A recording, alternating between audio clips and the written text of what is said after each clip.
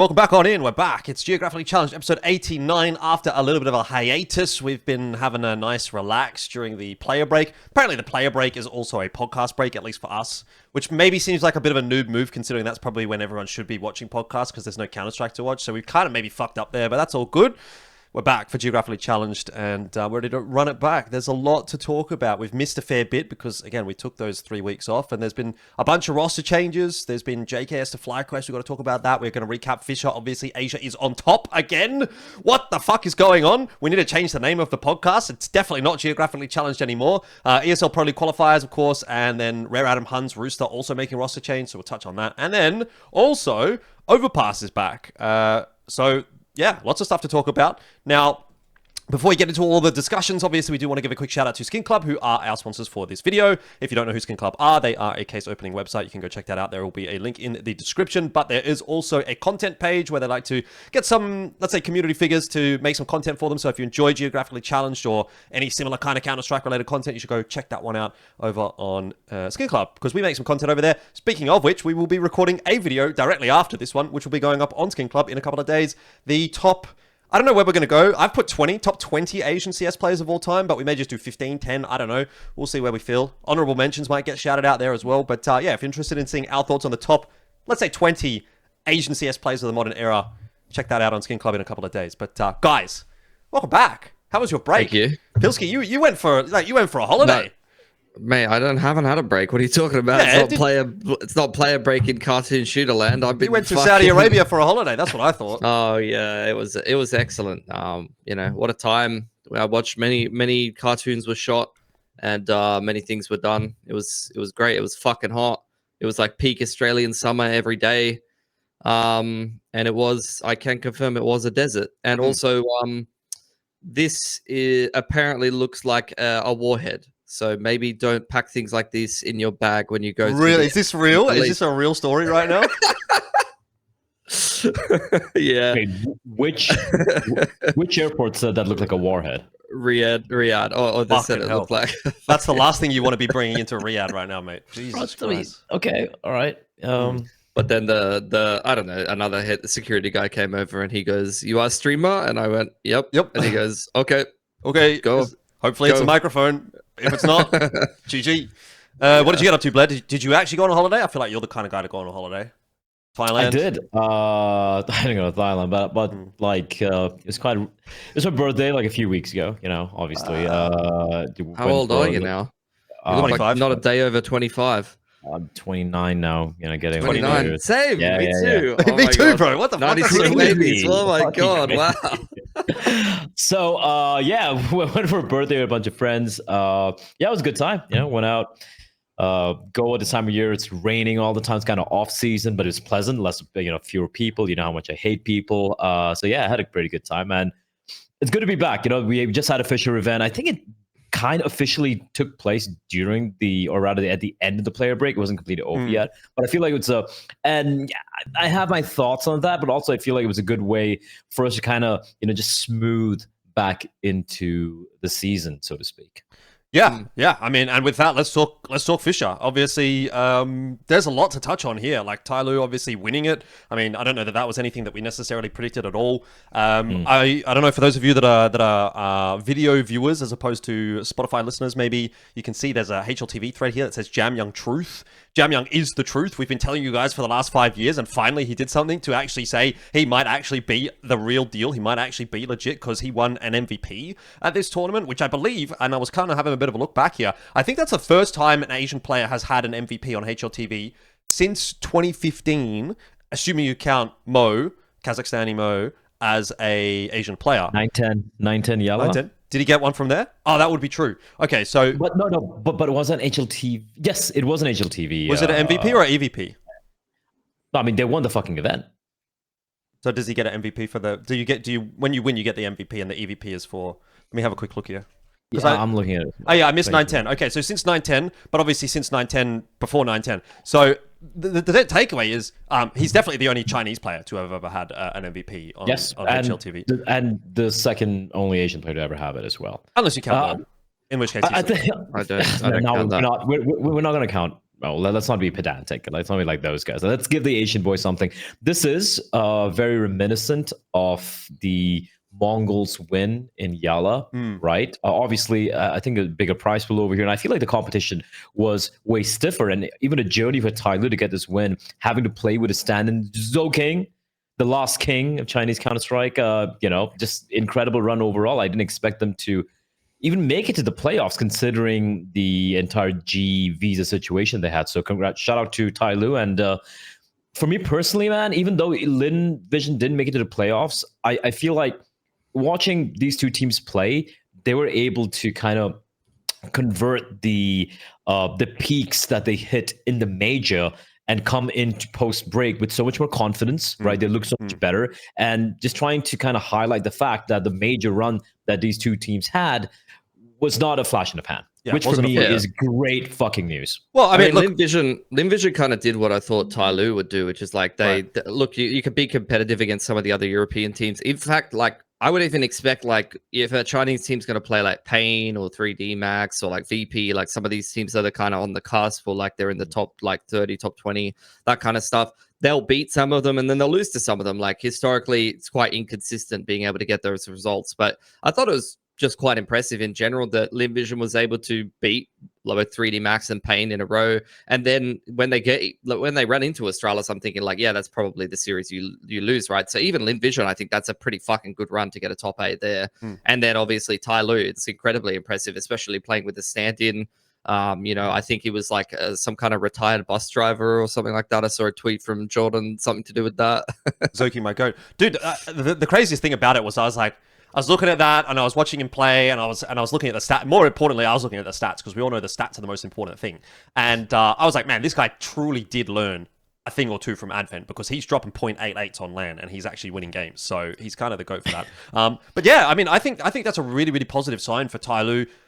Just to touch on them and then I can talk Lynn Vision as well, I guess. But Tyloo, to me, that kind of is an indication that they're actually genuinely like a legit team, if that makes sense. You know, I think in the past, go back and look at like Asian teams and their performances internationally and go, oh, this just comes down to firepower and shooting pretty well. And, you know, you might be like, oh, look, G had a really great tournament. Like, for example, here, fucking Jamyang had an absolute banger tournament, like insane stuff from him. But the fact that they've also been able to get through the group stage and to do it reasonably cleanly, like as clean as they did, 2-0 against VP, yes, a close map in there, 2-1 against Astralis, but, you know, still a pretty solid little run there from them, with a coach as your stand-in, indicates to me that there is something else going on in that team beyond just, hey, we shoot really good. Because, like, you're losing... When you lose G in this Tyloo roster, you're probably losing like your second star, if that makes sense. I don't know what you guys think, but to me, it's like Jamyang he's should the be second best player, and then G's like, especially in the form that he's been in lately, like he's been really the standout, I think, alongside Jamyang in most instances. And yes, we do see Mercury and Mosaic have some moments, definitely. Even Attack has actually not been too bad in a lot of cases, but realistically, G for Zoking is like, that's probably the worst possible player to lose because, I mean, Zoking's not a rifler either. So you're pretty much just losing your AWPer. And actually, they really, in a lot of cases, just didn't AWP. They were just running 5 rifles a lot of the time. So they're adapting their setups. They're adapting their their style, I guess, in a way as well. And there's definitely something going on there that's sort of showing that, like, this is not just... Yeah, like you say, not really just a flash in the pan. It wasn't a fluke at the major. Like, these guys are actually legit. And then G comes back in for the playoffs. You know, very, very solid kind of like little transition for them as well after having obviously played with Zoking for a couple of games. He seemed to slot back in really nicely, had some good performances, and Tyloo runs through that bracket really quite comfortably. Again, they drop him up against Astralis in the grand final. But overall, I mean, I'm fucking stoked. And I feel like finally, I'm so happy that Tyloo have finally managed to do something with a Chinese roster. You know what I mean? Like, because that's the biggest thing for me. You go back a couple of years, they have this fucking Score, Emmy, Roga, fucking bullshit roster with Dan King in there and stuff like that. And it was like, what are these guys doing? You know, like, they're just, like, they had no idea at that point, right? And we all, on the podcast, we were like, man, this is just a cooked idea. This could be the end of Tyloo as a great organization in Chinese CS. You know, they're not getting anything out of CS for years and years and years and years. And they stuck with it. And finally, they obviously bought out that Rare Atom lineup, rebuilt that lineup from the ground up, Kaze and Advent moving out. And now, finally, after we've, for many months and many years now, even at this point, been saying, this current Tyloo roster is the future of Chinese Counter-Strike, was something that we had kind of said towards the end of 2024. I feel like finally there's some level of indication there for them, obviously, but for us as well, having said it for such a long time, and then just Tyloo just kind of shitting the bed. So I think it's really, really cool that Tyloo, as an organization, and obviously this team as well, have finally had some success. You know, when you think about maybe Jamyoung now, he's got an MVP, he's won a big tournament, right? Like, you talk about the parallels between Yellow Compass, Bleh, and what that event kind of did for the Mongolz and how it helped them to break that glass ceiling. I really hope that that's going to be the case here for Tyloo as well, because for so long we've been saying that this core of players could be, you know, not the next Mongolz, because it's very hard to ever say that they're going to be quote unquote the next Mongolz. Like, that's just such a high bar to hit. But like, they could be like the Chinese equivalent of the Mongolz, if that makes sense. You know, they can push the issue. And I think, you know, again, on the topic of Lynn Vision, we would say, look, Lynn Vision have actually outperformed Tyloo probably up to this point, up to this particular event throughout this year, because they did a little bit better at the major. They had a really great run there. But I don't know that any of us necessarily believe in Lynn Vision in the same way that we do in Tyloo. I think we all look at Tyloo and say there's maybe a little bit more there. But I think it's really cool not only to have Tyloo there, but also Lynn Vision, again, doing really great at the major, doing quite well. I don't think we can be too mad about Lynn Vision's performance at this event. Like, you get two out of the 3 Asian teams to the playoffs. Like, you can't be mad about that at all. So overall, really, really stoked. The one thing I will say is Amelia did fall off pretty hard from the major. So that, to me, would indicate, again, that the major was like a bit of a life tournament for Amelia. Like, he was their best player pretty much at the major. Here again, it was Zaka that was obviously doing a lot of the hard carrying, and when Zaka disappeared in those playoffs games, it became a lot more difficult for Lynn Vision. So I don't know that we're going to see Lynn Vision maintain maybe even this level, but certainly not the major level that we saw from them over the next sort of like 6 months, let's say, unless Amelia can find a way to kind of like keep that form going, because there just doesn't seem to be enough there if Zaka falls off at the moment. So Zaka is the key for Lynn Vision. He did have a good tournament, there's no doubt about that. But without Zaka performing well, I think Lynn Vision definitely fall off a cliff a little bit more dramatically than someone like a Tyloo. But granted, Tyloo was obviously really helped out quite a lot by Jamyoung. So yeah, that's my big takeaways from this event. If you guys want to jump in on anything. I think, like, we've always known that Tyloo core was going to be like the core that would potentially achieve something, because there's just so much talent there, and that was such like a stacked core, and like it's been like an underachieving core for a lot of different tournaments. Honestly, like, looking at this tournament, like I don't know, I guess like it kind of lacks that elite team that catches your eye. So like, I don't know, I feel like some people might consider this a bit of a Michael Mouse, but it's an A tier on Wikipedia. But like, I honestly don't even mind that to some degree, because of how consistent they were at putting these teams away all in a row. Tyloo, it almost kind of makes it feel like there's a case that they might be like one of the teams that's like the best of the rest. Like, you're looking at them as like an outlier when they go to like a tier 1 event in the future to actually go on a little bit of a run and maybe try to, because like, if you could beat a lot of these teams, this is usually the kind of teams that you're going to run into to be able to like qualify to a playoffs or something like that. A lot of the elite teams, when you go through group stages or earlier stages of tournaments to qualifying to playoffs, are going to go through the top side of the bracket, and you're usually going to play a fucking Astralis or a Soar or like one of the like fucking Heroic, one of these teams, Furia, one of these teams in like a lower bracket to be able to qualify. So if you can outplace a lot of these teams like Complexity, all these fucking teams that attended this event, or you can just straight up beat them, although they didn't play a lot of the teams that you'd want to see them play, like a Complexity and teams like that, for example, to be fair. I think you can be reasonably confident that Tyloo have like a decent shot if they can bring this level of form to actually make a decent placing in a less of a Michael Mouse tournament, I guess. Yeah.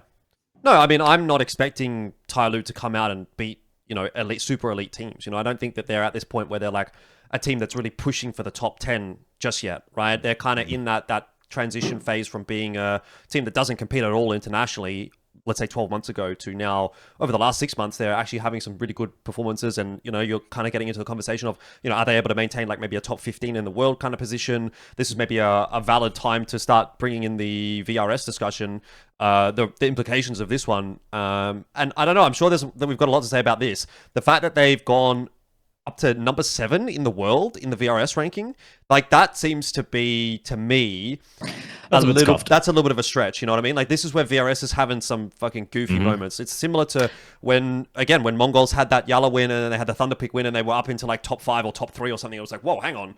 Like, they haven't even beaten any of these like top 5 teams yet. And obviously, granted, we knew now down the track that the Mongolz were able to sort of solidify a position there. And actually, I feel like genuinely deserve a position there. But at the time, I think it's easy to say they probably didn't, even though the numbers reflected that. And I think that's the same thing here. I don't think Tyloo's the 7th best team in the world. Let's just say that. Oh yeah, for sure. I think the entire I wouldn't say problem with VRS per se. I feel it's just about Fissure. I think someone did the math here on Twitter where they pointed out how Fissure for the format, the prize pool, and everything, it really has way more weight than even a lot of the Blast events happening right now, right? So obviously this event was going to have mad impact for both Astralis and for the side of Tyloo. And again, like I said, I think we're all in agreement that Tyloo are not a top 7 team in the world. You'd have to make a crazy case for them to even be top 10, but they are knocking at the door right now, right? Because I'm just looking at a top 10 over here. Let's just rattle off some of the names. Vitality, Mouse, Spirit, Mongolz, Falcons, Astralis.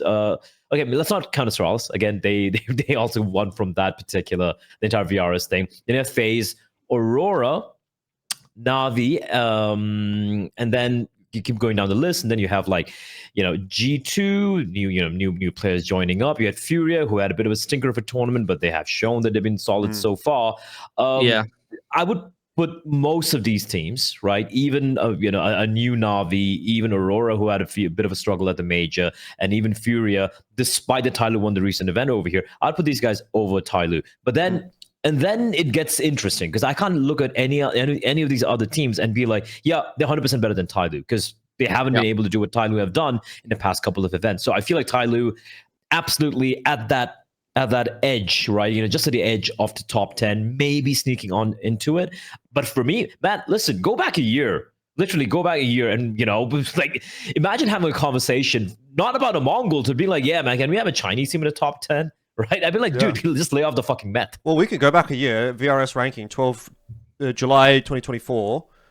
Tyloo is not even on the list. Ooh, bro, what? 125. They're 125. I have to scroll roster? with What Advent, roster Kaze, Jamyoung, Mercury, ZDR.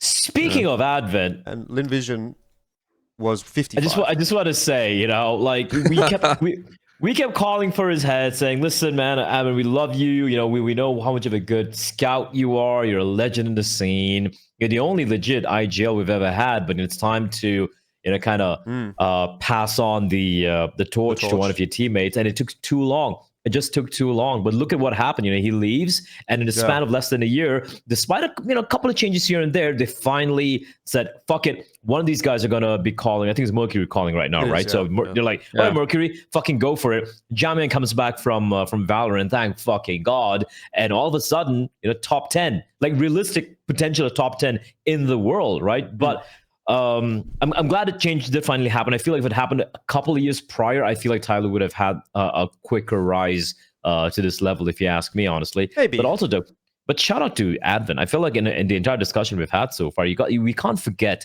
that Jamyoung, Mercury, and Mosier were picked by Advent from the wild lands of Chinese pugging, right? Yep. It is insane how he's been able to find these guys, and that is where Chinese CS has struggled and failed for such a long time, was looking at the young people coming in. How many times have we seen just recycled names coming in over and over and over and over again, right? Or looking at these kind of shitty ESA main sort of teams. You're like, oh, okay, cool, like, I'll pick up this guy, I'll pick up this trash or whatever, but you're not really trying to dig in deep. But if you look at the recent success story of the Mongolz and of Tyloo, this is something I was thinking about last night watching the game, where it was about having someone like Amara, someone like an Advent, going into these LAN cafes or maybe playing into pugs or whatever, and just keeping an eye out for some of these potential stars, right? Yeah. And these stars have been the reason why the Mongolz and now Tyloo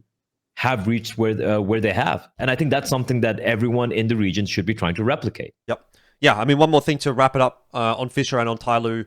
I think also we have to give a bit of a shout out to Zoking, right? I do feel like there's been a serious uptick in Tyloo's performances since Zoking has kind of come in as the coach, as the primary coach. Obviously, shout out to Cammy as well. But you look back at the sort of Advent Cammy era, I guess, and now we're into more of a Mercury Zoking era, and the difference between those two. Cammy, as far as I know, is still involved as an analyst / sub coach or co-coach or whatever terminology. But Zoking's the one that's standing behind them, and I think during the major, there was an interview where Tyloo sort of said, yeah, Cammy's over in China at the moment, and he's like doing the overnight VOD prep And then in in the server, obviously Zoking's the guy that's like actually watching the game and being involved in the team in that aspect. So that dynamic seems like it's really, really good.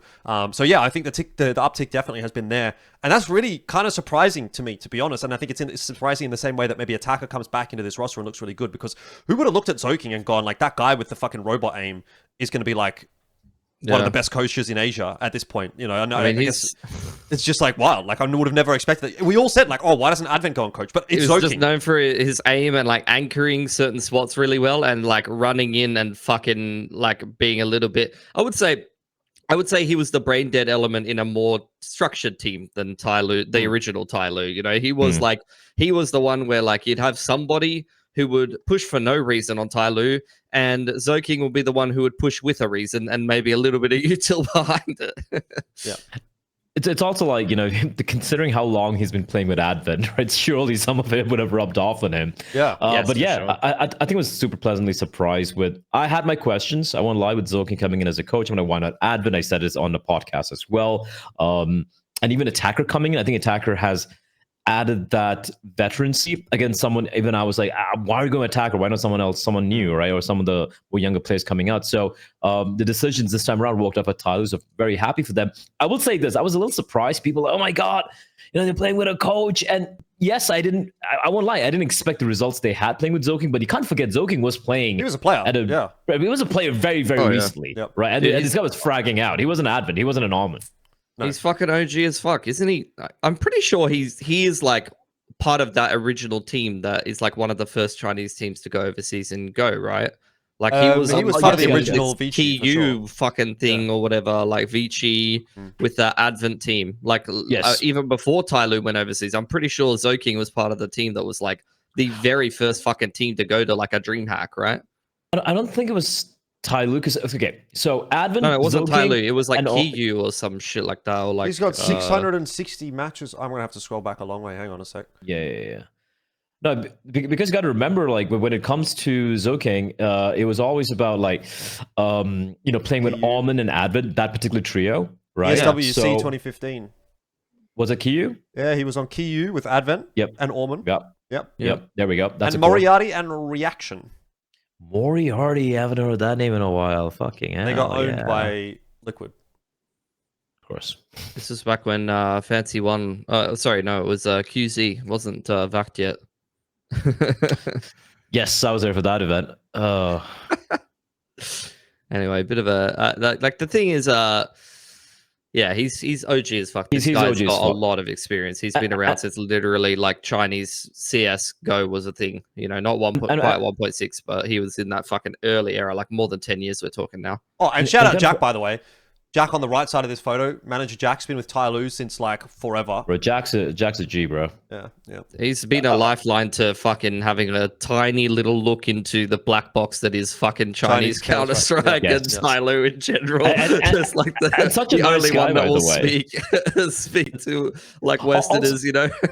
Also, let's not forget, man. Like just looking at some of the numbers of Zoking, you can't forget that the guy was fucking legit, right? Like he was fragging out. He was one of the guys you're looking at to put in the numbers, despite, you know, his more aggressive play style, you know, working with Avon and everything. So for someone like him, kind of like a Chinese Apex in a way, you know, if you kind of stretch it a little bit, if you ask me, even though he's not IGLing, he's a coach and everything. Yeah. It's lovely to see how some of these players have been able to transition into new roles instead of just, you know, just being ham-headed and being like, no, I'm going to keep doing the same thing over and over again. So I think they deserve all the credit. I think I can definitely see that comparison, because like similarly, Apex was not a IGL initially. He was like an aggressive rifler that people were like, okay, this guy's he was a brain dead entry god. Yeah, that's all. And if he was fragging, you were like taking over a game, which was like exactly what the original like Vici was. It's like they would be running strats and Zoking would be like fucking brain dead entry. And if Zoking was getting 2 on the entry, like you were getting fucking 16-3'd or something, you know, like they were just fucking doming you on T side. I mean, look, I think at the end of the day, it is the one thing that we've been sort of saying about Chinese Counter-Strike for a long time, is that they need one of those older figures to kind of come in and do some coaching in the same way that Mara had done for the Mongolz and for Mongolia, and maybe that makes a big difference. We'll see. It looks positive, definitely. You know, shout out Gum obviously as well, but you know, he doesn't have that same tenure necessarily as what Zoking did, so he's doing a lot for his position, but I think also there's definitely some value in someone like Zoking coming in. Now, again, I said one more thing. This is the one more thing. just to finish off for Fissure, Trash, the new player for Air Adam. Can we just talk about the irony of him literally being the lowest rated player at this event? Like, come on. That's way too on the nose. Is it not 0.56 rating? You can't really see it on the feed here, but it's right at the bottom. Gets kind of cut off. Can't scroll down far enough, he is also like the most inexperienced player at that event, though. Like, yeah, I don't think he's had any far. HLTV. Yeah, these are his first HLTV matches. Yeah, and he's going up against whom? 3D Max and Pain. 3D Max and Pain, yeah. 0.26 against 3D Max, bro. That's rough. Yeah, that's rough. Yeah, I mean, look, yeah, you can't get it right every time, but I feel safe in the fact that we have. I mean, we've already said it, but like Tyloo's core is sick. But honestly, even like Zaka and Starry looking pretty good right now, and then even Rare Adam has a couple of players. Like we got enough talent in China to keep us going for a while. I will say this: there are three. I mean, three teams you can speak of from Asia overall right now. I'm not counting obviously a Greyhound. I mean the Greyhound boys, FlyQuest. That is obviously as the aforementioned Mongolz, Tyloo, and of course Lynn Vision.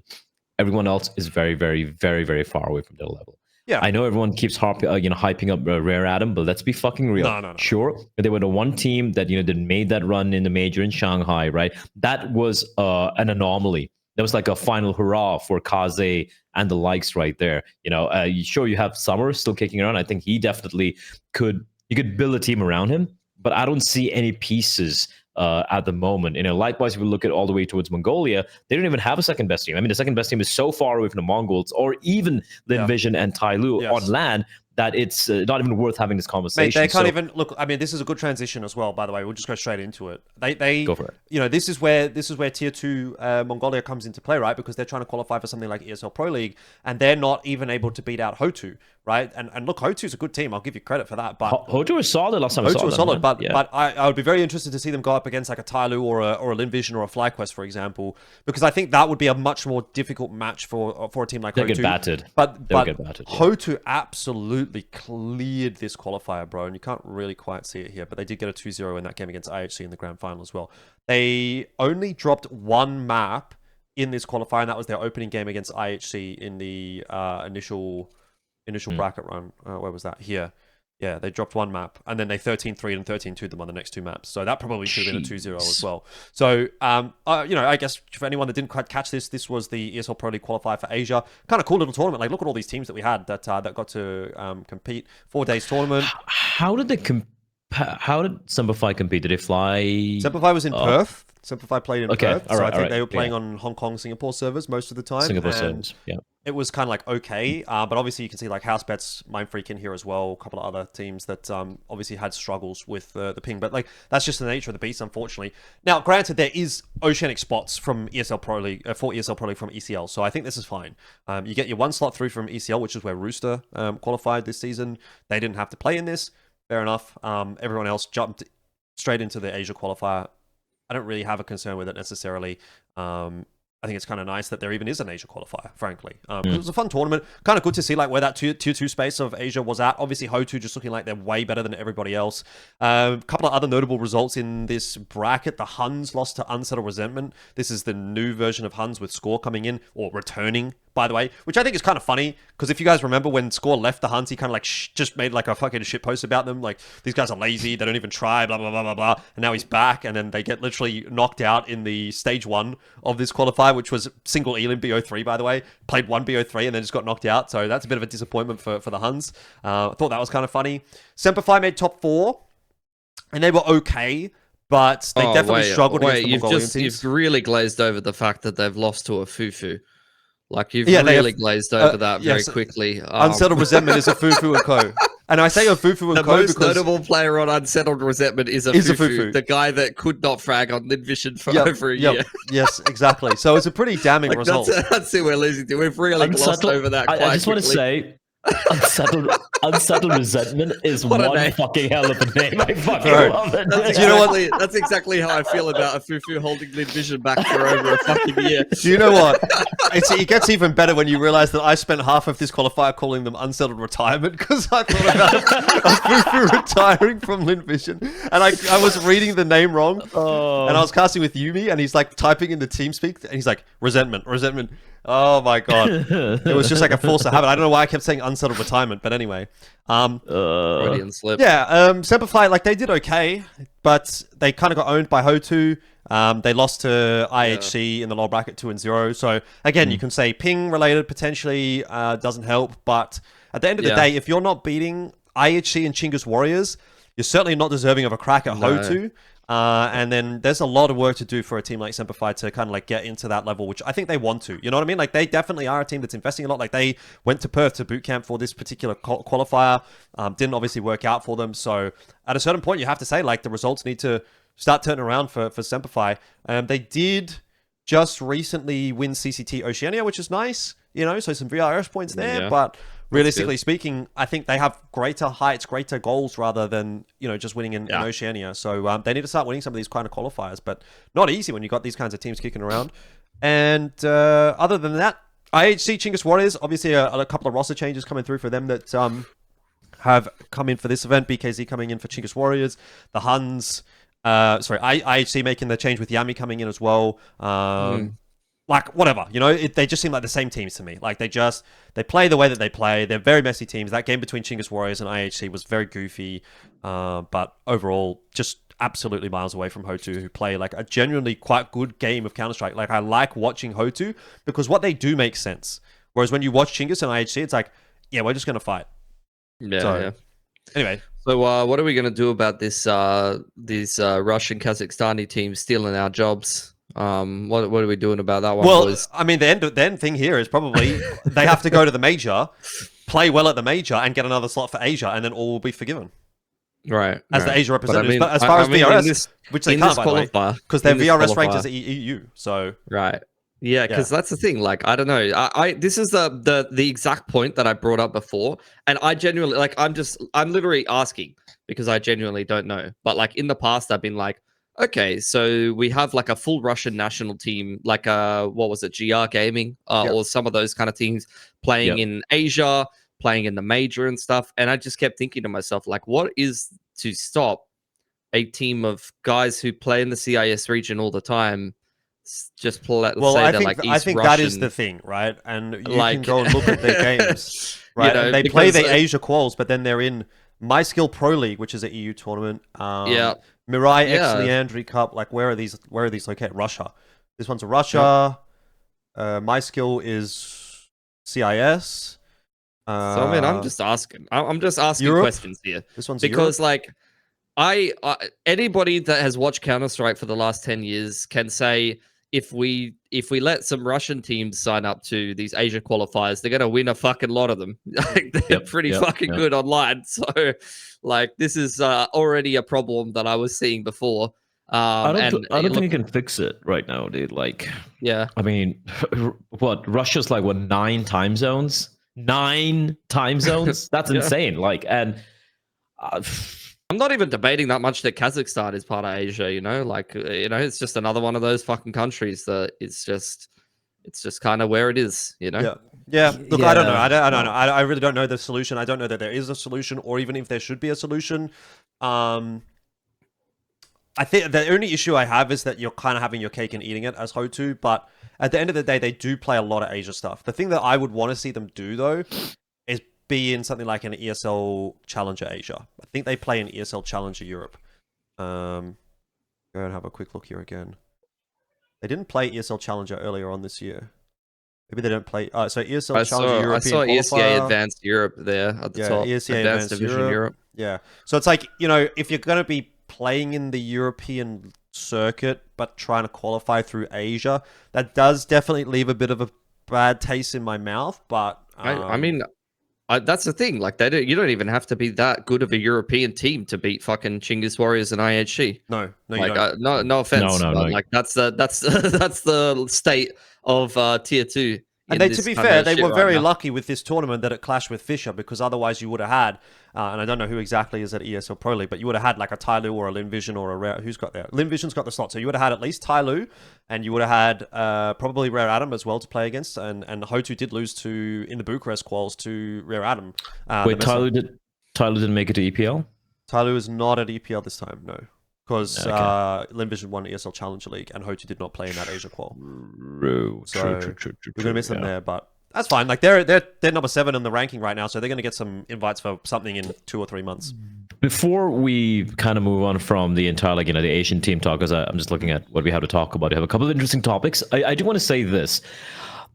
Might be a hot take, might be a wrong take, might be a Coast Chili Pepper take here. I feel that Lynn Vision are still one roster move away from truly, being at the level of, or even, just right there, the level of Tyloo. When I say about with Tyloo, I'm not talking about, domestic matchups with them going up against each other. I'm talking about making deep, consistent runs. Don't get me wrong. This major run, phenomenal stuff, right? But it should have been Tyloo. Tyloo choked that one, the matchup against Lynn Vision where they got destroyed. They played Anubis against Lynn. I don't know why they went for that.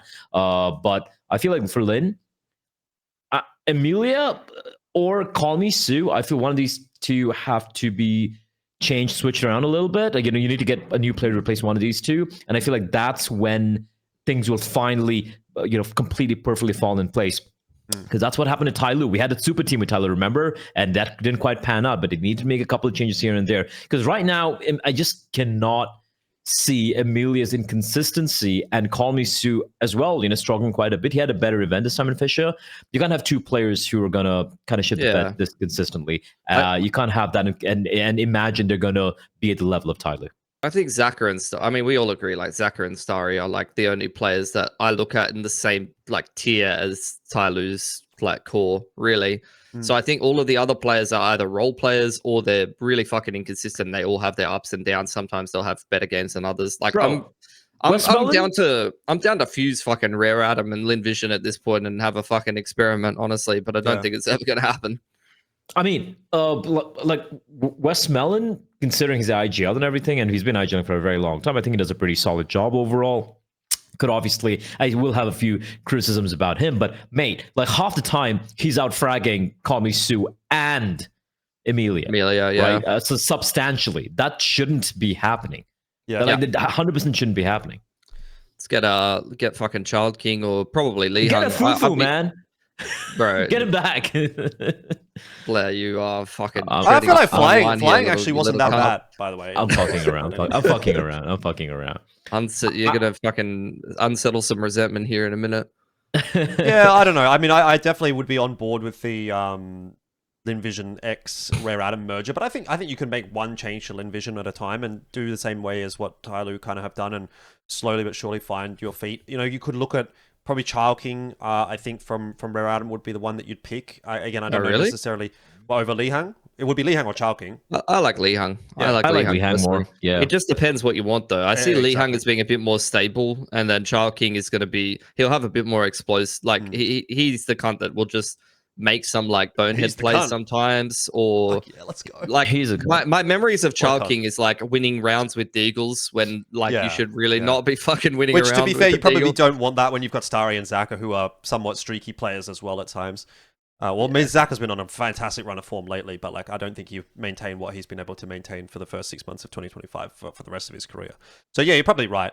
But when you're looking at like either Amelia or Sue out, I mean, you could do both. Yeah, you could do both. But Sue's been in the roster for how long now? He's been in the roster for like 6 months. Yeah, at least 6 months. I think that's enough.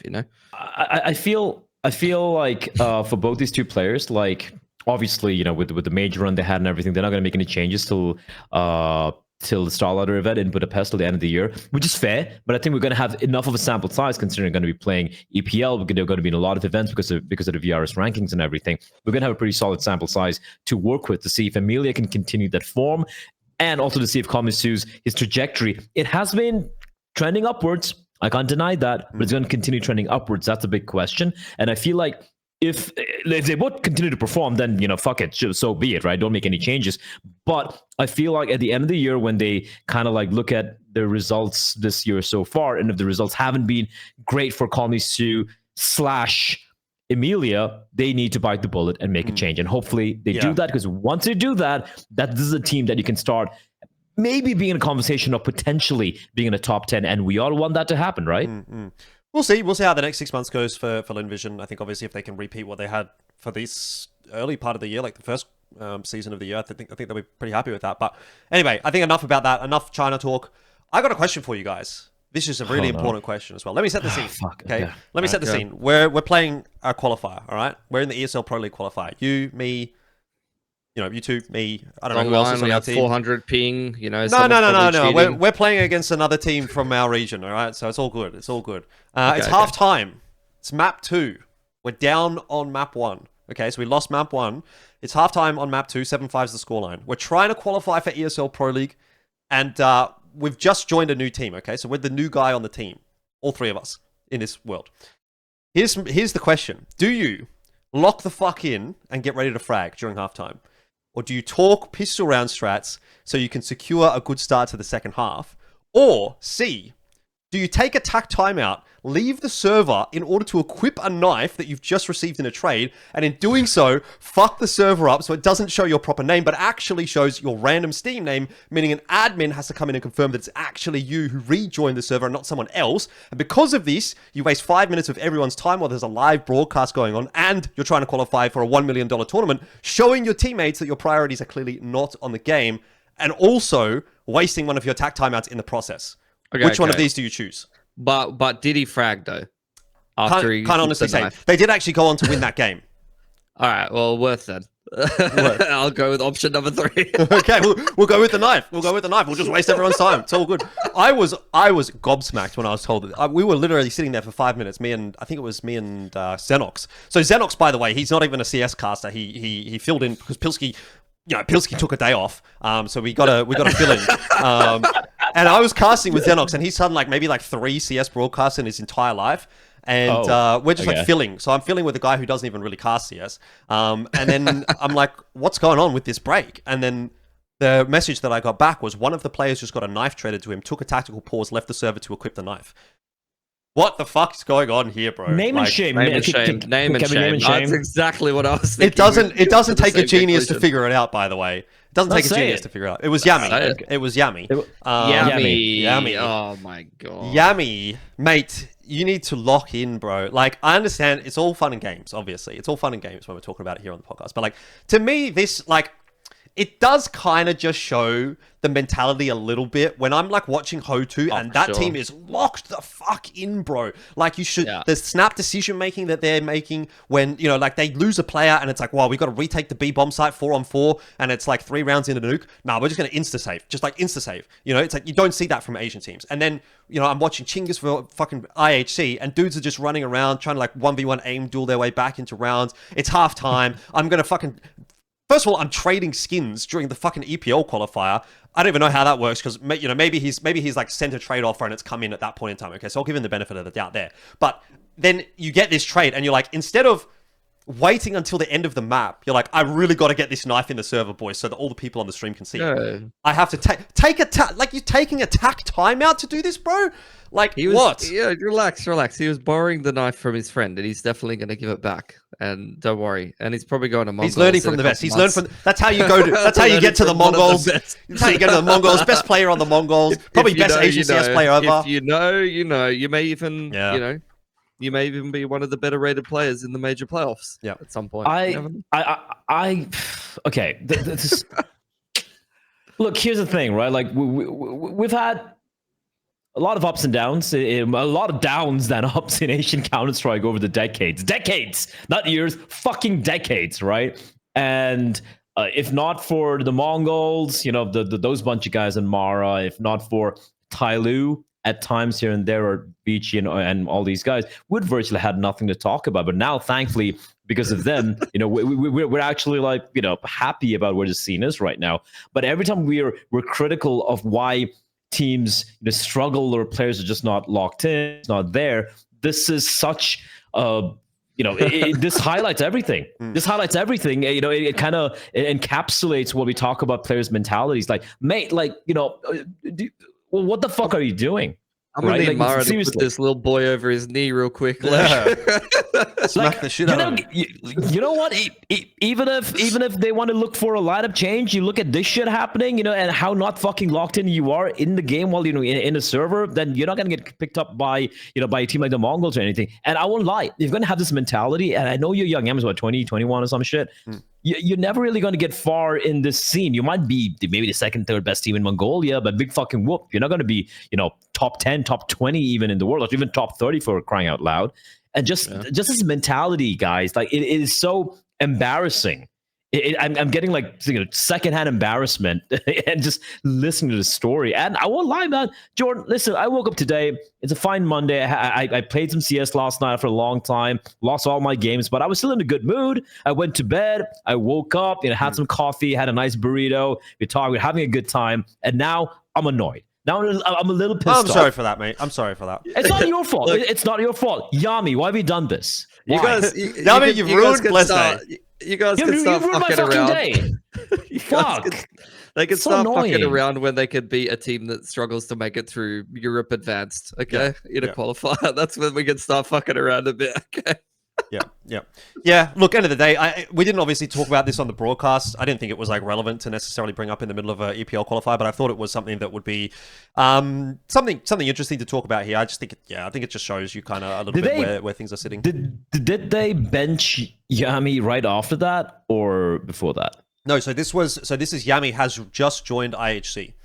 He was Oh, this is IHC. Okay. He's just come to IHC. Post Huns. Yeah, post Huns. Yeah. So he's basically been replaced by Score in Huns. Whether or not he was the one that left, whether he was replaced, I don't know.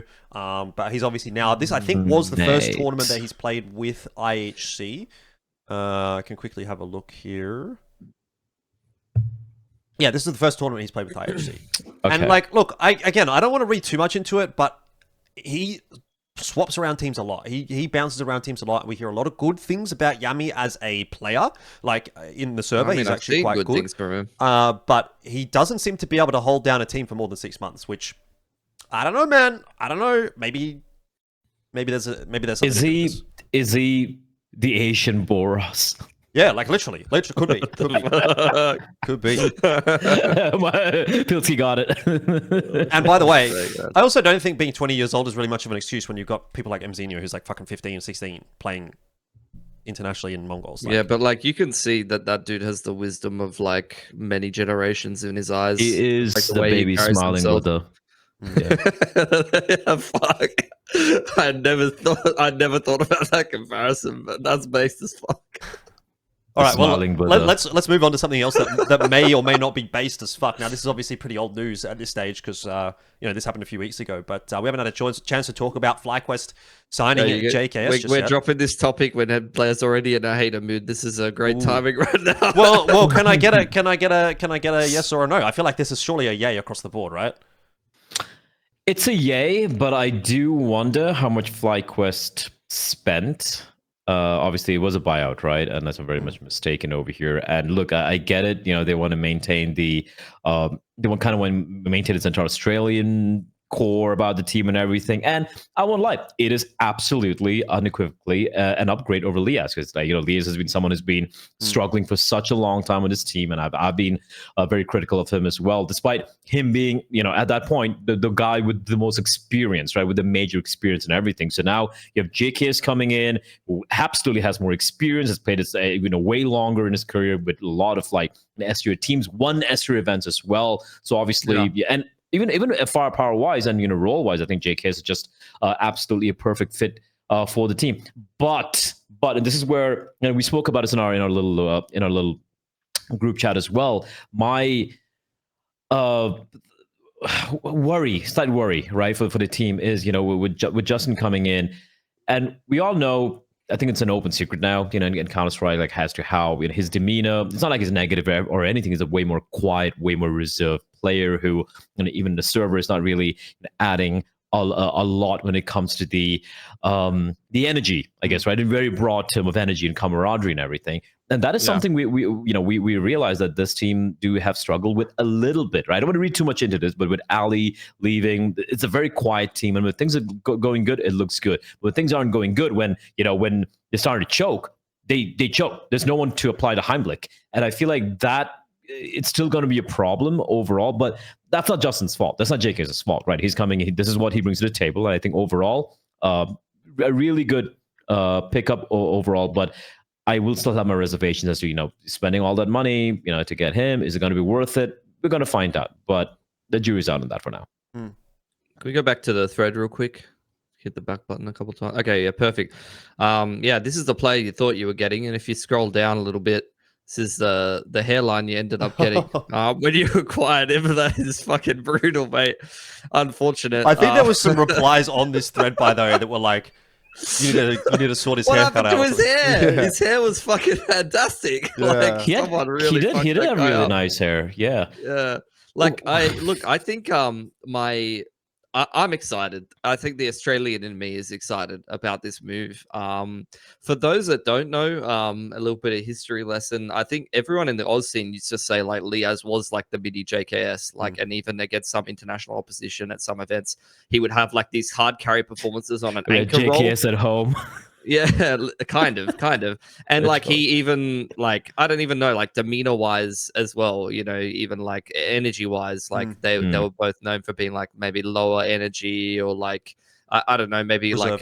Like Liaz is a bit more of a memer than JKS, I feel like, but sure. like he's more tongue in cheek. Yeah, but in some ways, like energy wise and the anchor and the roles that they play and like the trajectory of their career, even because when JKS was coming up in the scene in like early go, he was like a player, like he could anchor and he had like fucking phenomenal aim, and like and he would like hard carry a game from the anchor position, and you saw some of that from Liaz as well, where he was like, he had incredible firepower from that anchor position. So I honestly feel like JKS is like it's like I thinking about what Bleh said, the kind of way I would put it is like, you need a change as FlyQuest in the vibe, or a change in terms of like what player bring in, but you kind of just brought in the same player almost in a lot of ways. Just with way more experience. Yeah. Well, yeah. I mean, some would say that. I think at times, like I think they could even be pretty comparable, honestly. Because I don't think that they necessarily need to deliver some crazy fragging in that role anyway. And I think Liaz has been on a massive downward trend, so maybe that is the case now. But in the past, Liaz has been a really fucking good player as well. Like you gotta pay him his due. He's been pretty fucking solid, especially domestically. So yeah, that's the thing that confuses me. But from a fantasy perspective, looking at these names on paper, like the fucking FlyQuest roster that they have now, I'm fucking excited. And I think like this rifling core has a lot of talent. When I put my like rose tinted glasses on and I think about like, oh, fucking Nedic's having a good game, or like Vexite's having a good game. And then those are both like the aggressive end of the riflers that I would want, even though I know some of them have been playing like anchor roles and shit. And then you've got a really good, like stable anchor player with a lot of experience here. I don't know. I fuck with it, but at the same time, I totally agree. It's not gonna fundamentally change FlyQuest as a team at all, and maybe that's not going to be good enough to make them a really elite team. But maybe it'll get an extra couple of percentage points, and maybe they'll learn some important things by playing with JKS. I think the biggest disappointment for me, my first visceral reaction was, there's no one else, right? At Oz, not in Oz. Yeah, well, not really. Wait. Exactly right. I know. I mean, when I say that, I'm being, it's a rhetorical question, but it's more like, wow, it kind of sucks that FlyQuest, like the premier, Australian team, so to speak, that they couldn't just, go through all the. I mean, they've just picked up Nedic. Like, to be fair, it's not as if there wasn't anybody in the last 6 months. But here's the thing: they didn't necessarily need like a star player, right? You already have like Netic, Inns. We know how good it can be. You already have Regali, who's been very consistent, right? Of course, you have Vexite, the kind of on paper the young star for this team. You just needed someone solid enough who's an upgrade over Liaz. They could have done that for virtually free. I'm putting on my management hat a little bit too much over here, but I feel like you ask any player in Australia, hey mate, you want to join us? They'll be like, yeah, 100%. Yeah, right? You want to be but like, bro, this is. Right, bro, I think you're comparing apples to oranges. Like at the end of the day, man, this is JKS. Like JKS is undoubtedly the best Australian player we've ever had. So you're like, what? You want some guy who's been playing in fucking Art of War to come and play in fucking FlyQuest just because you can get him for free. Like, come on, man. This team, they want to be a top competing team in the world. They want to at least be a top team in Asia. I don't think you get that from picking up a team from. I'm going to be the anti-sponge here. You know, I just feel like, okay, for example, like he's getting on with the years as well. I'm not a hater, right? Age-wise, right? Reign's fucking 30. We know how good it can still be.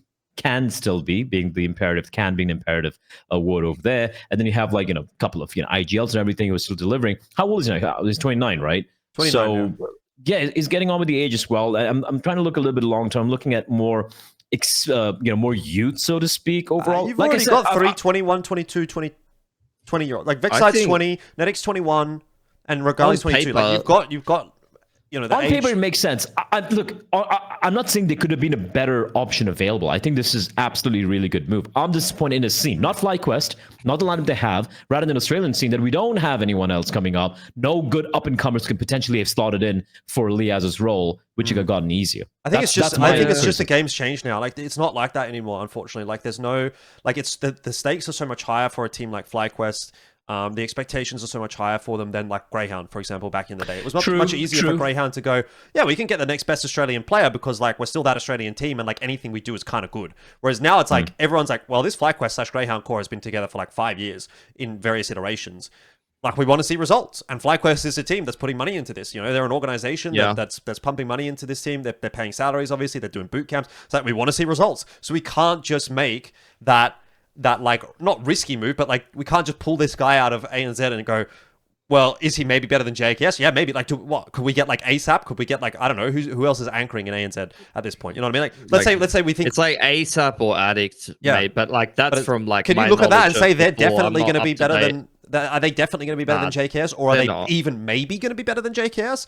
Or do you just pick JKS and go, we know what he's going to deliver. We know that he knows how to win tournaments. He's won Cato, he's won Cologne. He's been perennially able to slot into different teams as well. There's no reason why he shouldn't be able to slot into this team. Yes, there's going to be some role changes that they're going to have to go through. Okay, he's an anchor player, but like, for example, Liaz plays B-Apps.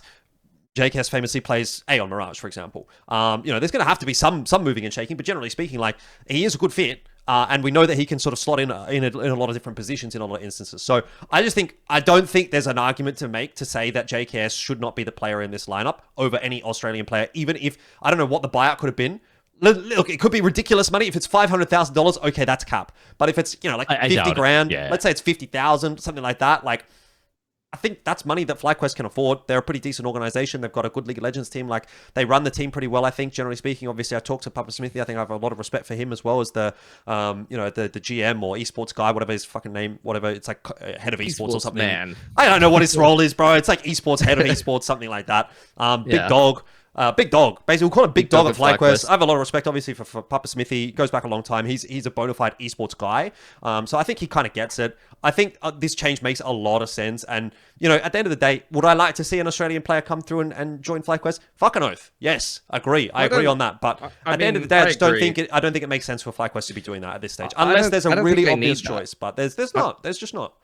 I don't think they need that. Like, they've already got Nedic and Vexite that have been coming through. Like, Eldo Vexite's been in for quite a while.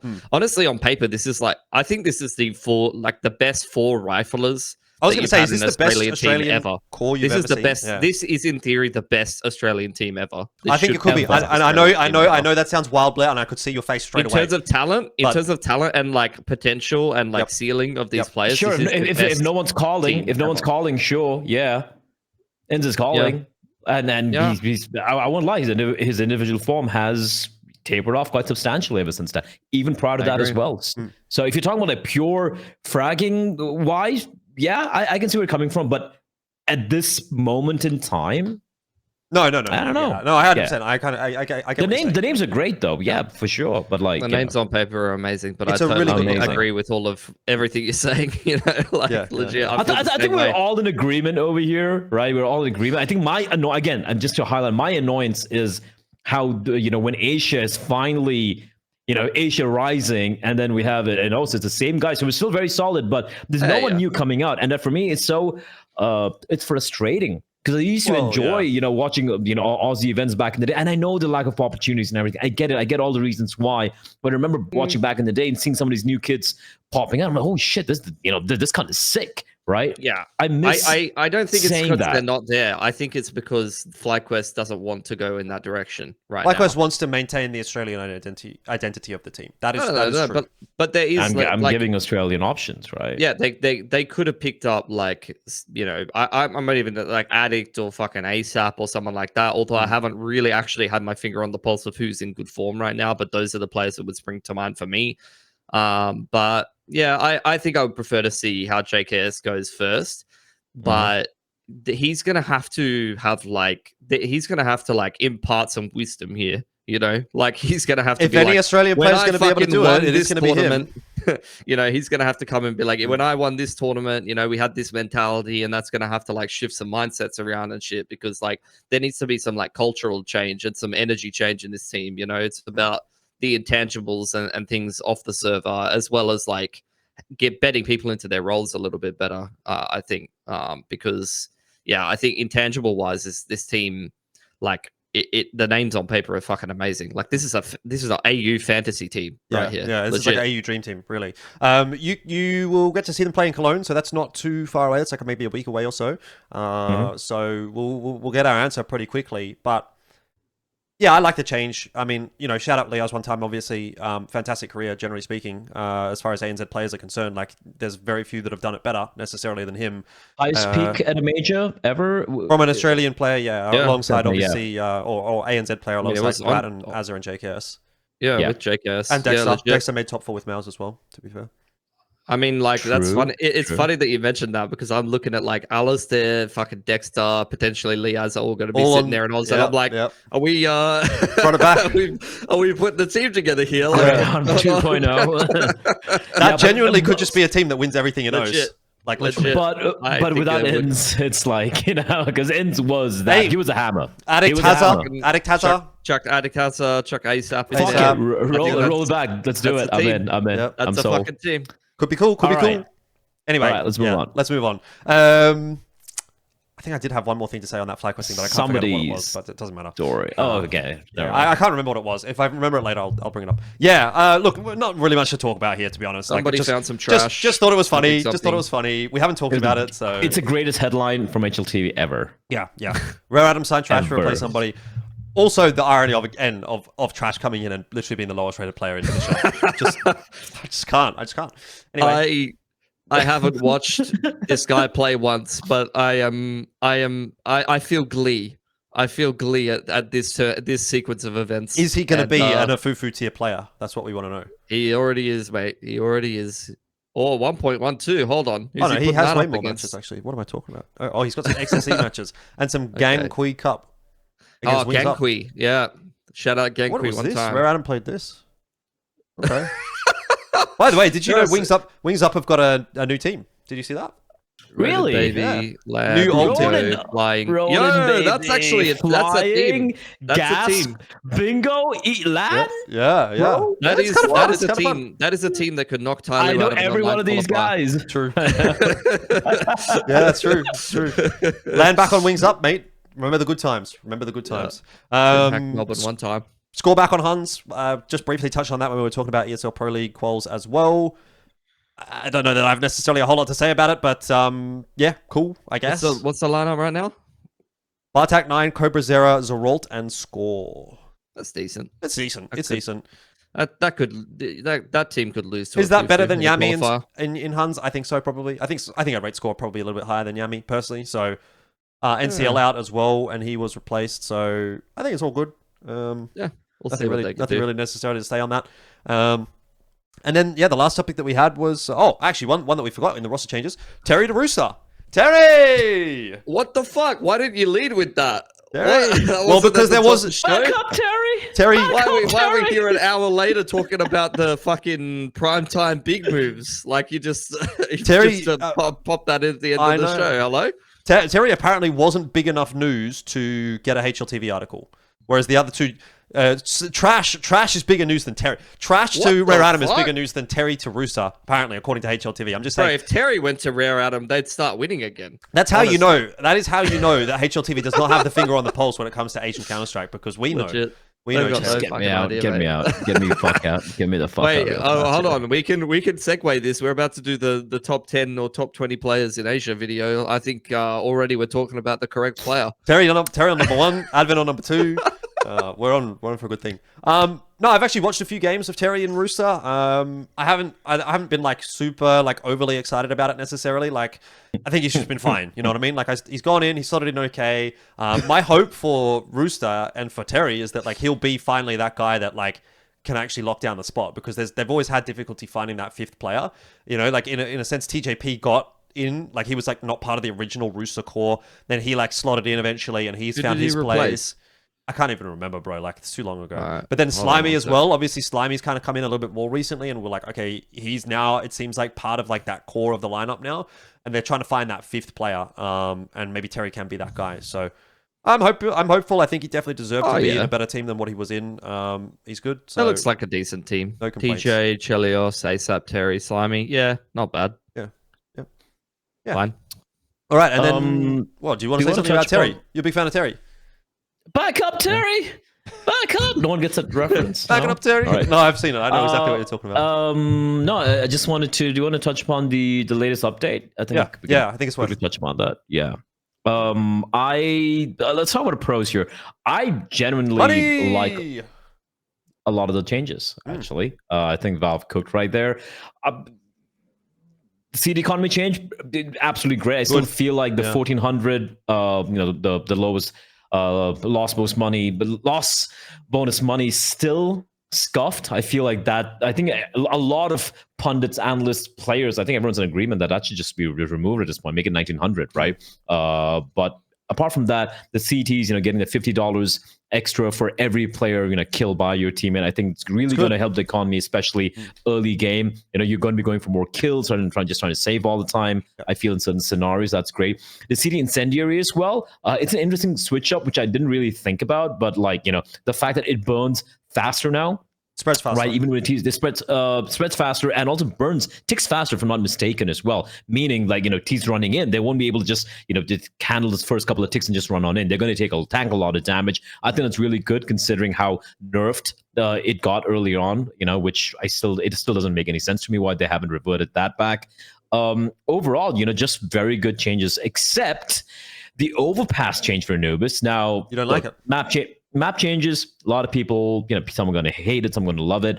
For me personally, I feel, I'm sure they have the reasons. I would have liked something new into recycling the maps altogether. This overpass is the same overpass we saw earlier. They haven't made any too big drastic changes, and for me, that's a little stale. Now, and I feel like the way CS2 was playing as well, Overpass is still this massive gargantuan map, right? It still plays very slow. And some people are like, oh yeah, that's going to slow things down. It's going to be more tactical and everything. Guys, and these are the same people bitching about Inferno being Save City or being such a slow fucking map as well, right? So hypocritical right there for me personally. Also, I feel like Overpass really needed a few changes, which didn't really transpire. Same old map coming in. Taking on Anubis, that's a big surprise for me. I think the map really works. It's a good one. Yeah. I would, hot take here, I'd remove either Mirage, Dust 2, or Inferno in that particular order. I could get behind that more than Anubis. Right? Yeah. Even though Mirage, I love watching Mirage, by the way. I'm not one of those I love playing idiots. Mirage is my favorite map to play. Well, that explains a lot of things about you, Jordan. But anyway, the point being here, the fact that you remove Anubis, which was added, I mean, it's been around for a while right now, but, it boggles my mind a little bit. And also, why not Cash, right? Why not something new? I like it when it tries something new, kind of stirs a pot. But my biggest criticism is, I think, something a lot of people have echoed so far. Why couldn't you just announce it the day after the major? That too. Yep. Before the player break. I sort of agree on all fronts. I don't hate seeing Overpass come in, to be honest, but I'm a bit surprised that it was Anubis that was the one that got taken out. I kind of like Anubis in the pool just because it offers something a little bit different. Obviously, a very T-sided map. We haven't historically in CS had a lot of T-sided maps. Obviously, nowadays it's a bit different, but that I think comes down a lot more to always the economy and the guns rather than the maps themselves necessarily in a lot of cases, whereas obviously Anubis was just inherently a T-sided map in general. So I kind of liked it from that perspective. I also thought it was a good map just to play. Like, it was quite a fun map to play, whereas I think Overpass, I should say, is only fun in the right circumstances, let's say. I think Overpass can be a very frustrating map to play in pugs, personally. So That'll be interesting to see how that goes. I think tactically, like, you know, if you look at it from a macro level, I'm sure Mitch is going to agree with me on this. It's a great map overall. Don't get me wrong. No, I don't hate it. Like, I don't hate Overpass, but I think it's just I think Anubis is a more fun map. It's more dynamic. It's more fun to watch as well. And I feel like in the current meta right now, Overpass, just the way the map is, right? Just look at the way the map's designed. You have like you have like bathroom controls and everything. Got to do all the protocol, CDs and antis as well. It kind of plays a little too slow, I feel, compared to every other map right now. And it's a little bit boring from a viewer's perspective. Don't get me wrong. I think the map design overall is great, but a bit of a switch up here and there, something wild would make things a little interesting. I think Keishin if we would have had Keishin, we'd have all been sitting here going, this is going to be exciting, at least. And it's kind of a like-for-like replacement with Anubis for Keishin. I think a lot of people, to be fair, did have criticism of the map pool that it was all a little bit too puggy. You know, you had like one too many, let's say, puggy maps as opposed to strategic maps. So that kind of makes sense in the sense that Overpass is now coming in for Anubis. But could you have maybe removed like a Dust 2, or could you have removed a Mirage instead over an Anubis? I think you could. I disagree with that sentiment because I think, okay, Nuke isn't puggy. Nope. Ancient isn't puggy. Inferno isn't puggy, right? Inferno Dust 2 Mirage.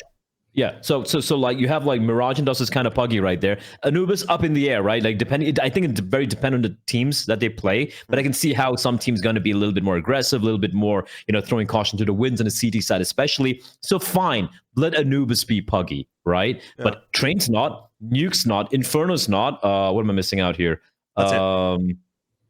One Those more are the map, only non-puggy maps. I'm missing out one more map. Mirage, Dust 2, Ancient. I think Mirage is puggy. I don't think Dust 2 is very puggy.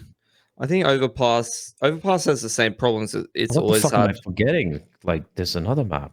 Like I don't know. You're cooks, bro. There's no other map that we're thinking about. There's 7 maps in the pool.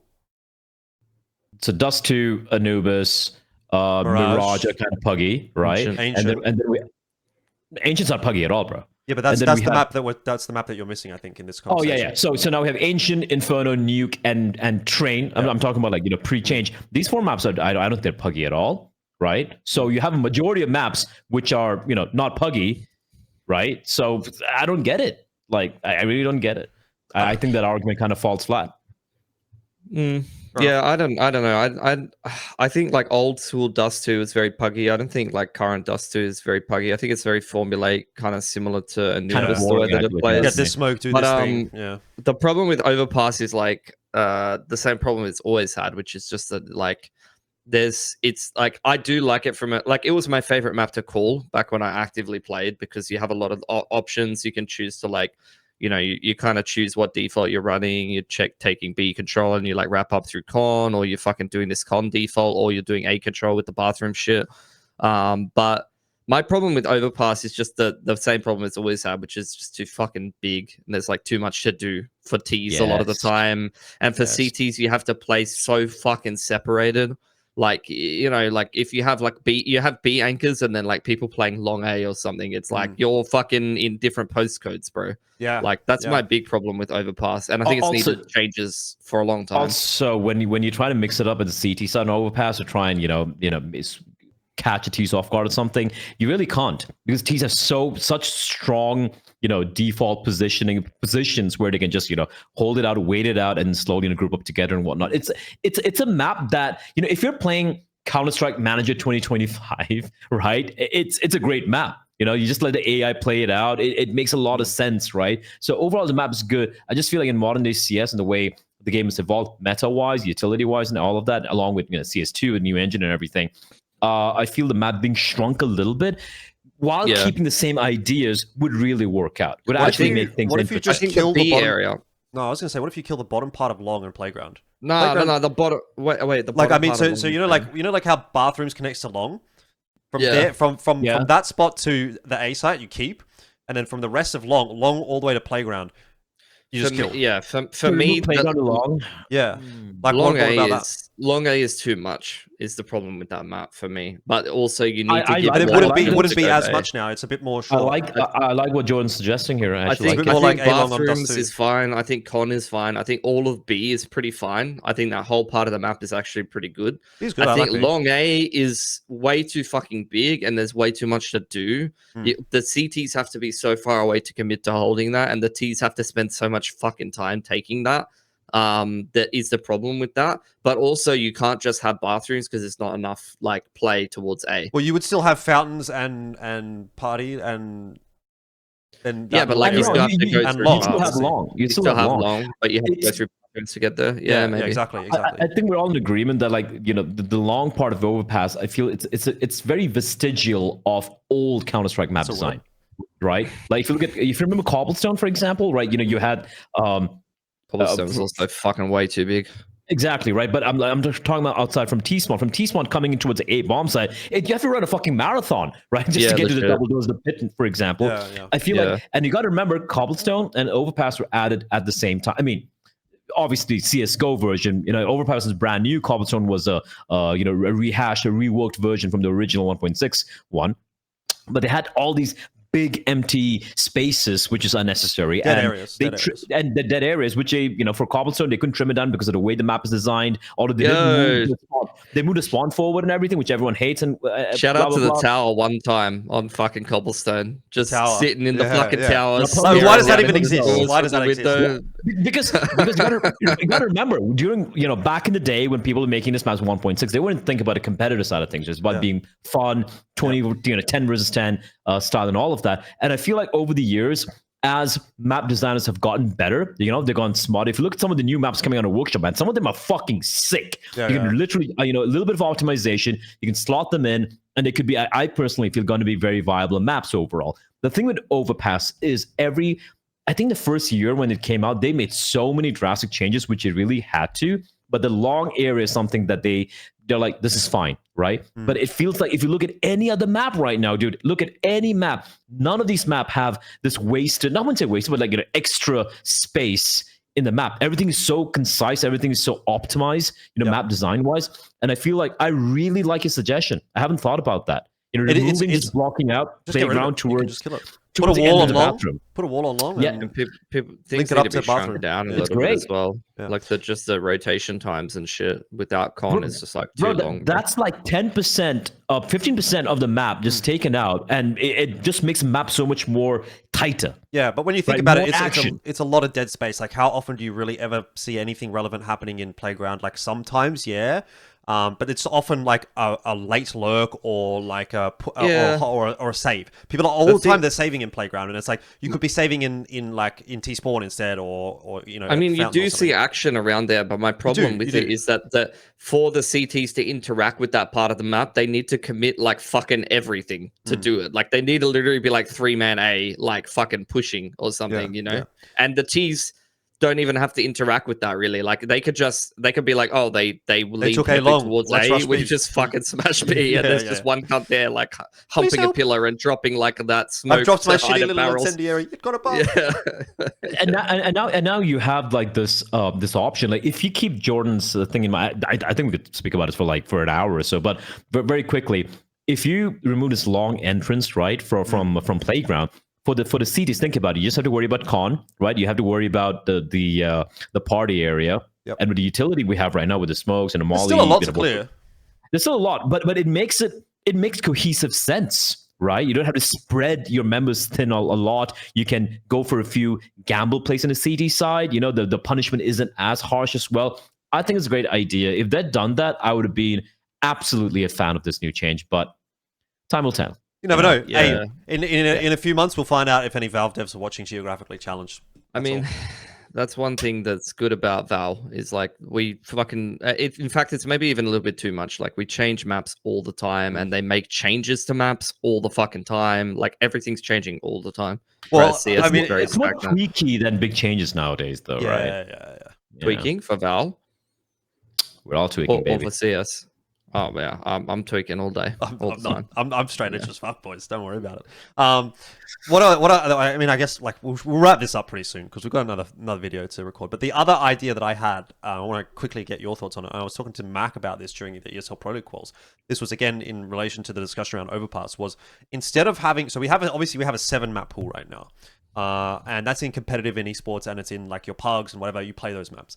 What if in pugs and in like competitive, and when I say competitive, I mean in matchmaking, you had a 10-map pool. Okay, we keep Anubis, so we've got our standards. We keep Anubis. We've got Keish in there as well. And what's the other map that I'm thinking of that would go in there? What's the third map? It's a standard map that everyone's played before. I can't remember. Was it Cobble? It might not have been. It's not Cobble. Anyway, whatever. There's 10 maps. 10 maps that make sense. Like that everyone have played forever. And then you have those 10 maps in the matchmaking pool and in the pug pool. But in esports, you have your 7-map pool. And of the 7 maps in the pool, we are then interchanging within those 10 maps in and out at any given time. So like this gives you the opportunity, and I think the benefit of this is Valve, I imagine, in a lot of cases, don't want to remove some of the most popular maps for pugs because those are the maps that everyone plays Mirage in pugs. Everyone plays Dust 2 in pugs. They don't want to remove those maps because player base potentially drops. If you bring it, like, let's say you replace fucking Mirage and Dust 2 with Overpass and some other technical map, whatever. People are going to go, fuck this. So this gives you the opportunity for those pug nerds that only ever want to play Dust 2 and Mirage to still play Dust 2 and Mirage, but then in the competitive esports environment, we can flip in and out and have these different styles of map, like pools, if that makes sense. So that was my other idea. I have 2 rebuttals kind of to that. Number one, we already have it in the form of matchmaking, not Prem, right, but Premier, but matchmaking. Yeah. But that is what Valve need to do because look, in Prem, that is because Valve have always wanted people who just play from the client to have a very similar experience to the esports side of things, right? That's something that famously said, right? So you have Prem and you have matchmaking where if you go into comp competitive matchmaking, you can play a lot of maps out there, right? They'd even add in a couple of new maps every couple of months or something. So that already exists. My second argument is if you this sounds very Valorant-like, the suggestion you're giving here, where they have, and I see a smile coming out of Pilski, but I am not a fan of it because I liked when Ancient came in. It was jarring. Oh, me too. It wasn't an ideal thing, but it was cool. But see, I think this gives you the opportunity to do that in a little bit more of a not nuanced way, but what's the word? I don't know. Just a bit of a more palatable, let's say more palatable way. Okay, so I'm looking at the map pools here. And look, let's just say Ancient, Dust 2, Inferno, Mirage, Nuke, Overpass, Train. That's our current pool. Plus Anubis, Vertigo, and Keish. Vertigo. Oh, that's the one. That's the 3. Vertigo. But you can, but in this, okay, I'm not saying leave it. Like I'm saying, okay, Vertigo's there because now Vertigo's been traded out for Train recently. Vertigo's still in the pool. People are playing it, and then we go, okay, well, maybe we're moving. Wait, well, yeah. Well, let's say Vertigo's I don't know the numbers, but let's assume Vertigo's the least played map in this 10-map pool. Valve goes, all right, people aren't playing Vertigo. Let's bring in Thera. Right? People have seen this new Thera map coming out. And, good. Let's put it into the competitive matchmaking pool. 10 matches, 10 maps. All maps that we're like, these will, in an ideal world, be played in esports. It's like a funnel. It comes from the top down. We're not putting in fucking office and hostage rescue maps and this bullshit, right? Like, we're actually like, these are maps that we would want to see in an esports environment. We can test it a little bit in the Premier map pool. And then if it's good and people are liking it and people are having fun, then Thera comes in and Ancient goes out of the pool, but Ancient is still in the 10 maps that you can play. And at a certain point, people have played all these maps enough anyway that they are comfortable playing them all. The thing, though, John, okay, let's assume Vertigo is going to be let's carry on with your thought, experiment that Vertigo is going to be the least played map, right? You get in Thera, for example, or one of the other maps, which I actually liked over Thera. Let's assume that these are really good maps, right? Objectively, they play well and everything. The average player is still not going to play them. They're going to have to, though, because it's going to be in the Premier match pool.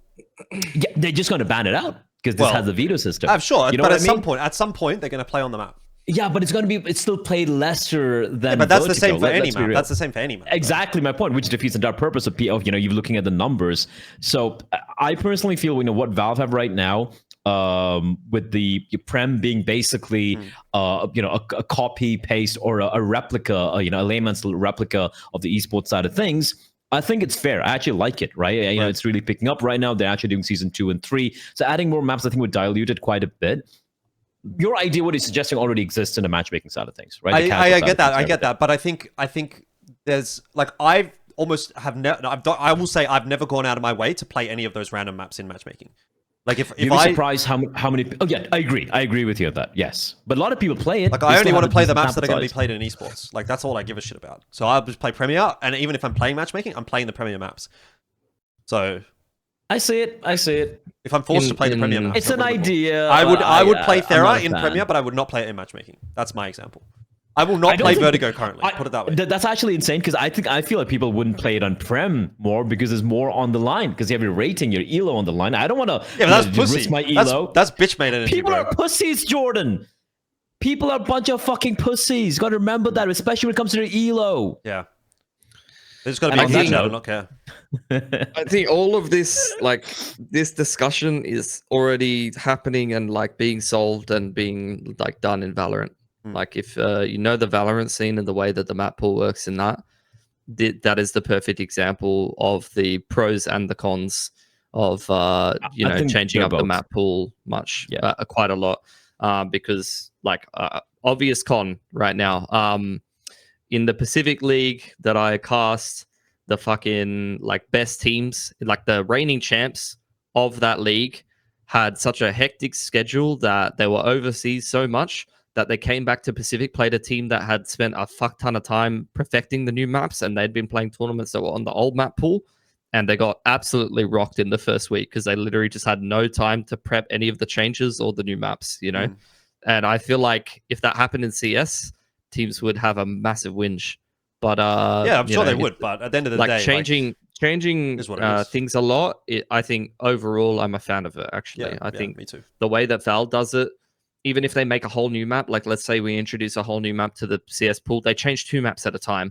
So like in the current pool, they took out 2 of the maps and they introduce a new map. They just introduced a brand new map and a map that is from a different pool, for example. You know, it'd be like Cash and Terra in for like fucking, I don't know, like Inferno Dust. But more likely it would be like, I mean, it could be Inferno Dust because, like, honestly, Riot has done shit like that where they're not really actually very attached to the original maps. They will quite happily like sub them in and out. Like they've gotten rid of the original maps in the pool already and like cycled them out and back in.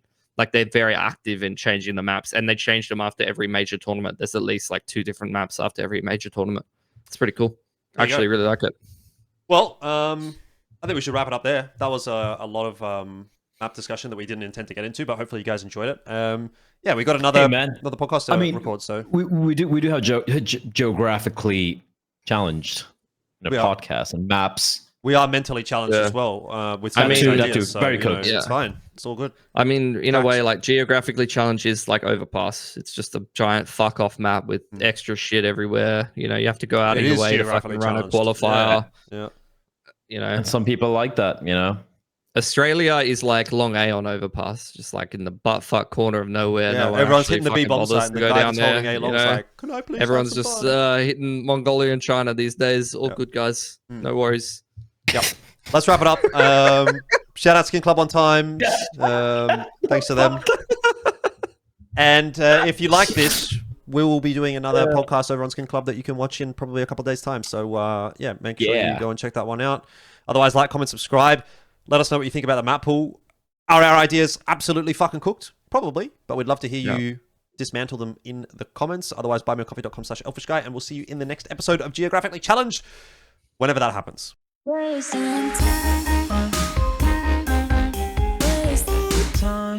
Hey guys, just at the end of that video and heading into 2025, I want to give a massive shout out to Jean, who has been a big supporter of mine on buymeacoffee.com/Elfishguy. She's been a member for over 12 months. And if you'd be interested in supporting my content and getting this content grind going, then head over there as well and check it out. Thank you very much.